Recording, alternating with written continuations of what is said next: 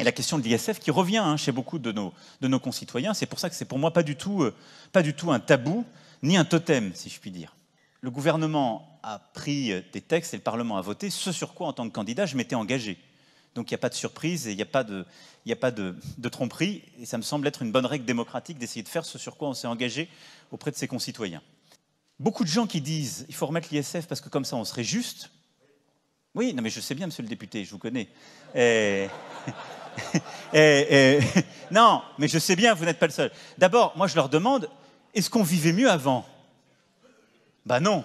Beaucoup des problèmes dont ils nous parlent, pardon de le dire, y compris quand il y avait un ISF très important, ils n'étaient pas réglés leurs problèmes. Et je vais vous dire, non, mais ça n'a pas résolu de le supprimer non plus, je suis d'accord. Je vais expliquer pourquoi je crois à cette réforme et quelle méthode je propose. Moi, on essaie tous de trouver une solution.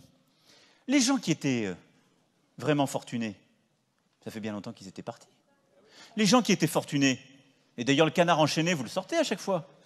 Ils étaient les premiers, ils faisaient des holdings où ils mettaient de la dette, ils ne le payaient pas. Donc qui payait l'ISF? Les gens qui n'étaient pas assez riches pour ou créer de la dette ou pour partir. Et la plupart du temps, c'est les gens qui créaient de l'emploi chez nous. C'est ça la réalité. Donc, je sais bien que ça fait... Dans des moments comme ça où le pays parfois prend des airs un peu de folie, on s'embrasse, où c'est des débats, et c'est notre ADN. On veut toujours trouver un coupable. Bon, j'ai le sentiment de remplir ce rôle à plein, et je l'assume. Et quelque part, personne ne m'a forcé à être là où je suis, donc moi je suis très content et je le fais avec beaucoup de bonne foi et de vaillance avec vous. Mais il ne faut pas raconter des cracks. C'est pas parce qu'on remettra l'ISF comme il était il y a 1 an et demi que la situation d'un seul gilet jaune s'améliorera. Ça, c'est de la pipe. Ce que je sais, c'est que si je le faisais demain, les quelques-uns qui étaient en train de revenir de créer de l'emploi, ils diraient celui-là, on a compris, il est comme les autres. Dès qu'il y a un coup de grisou, lui, il remballe ses idées, il est reparti. Non, non.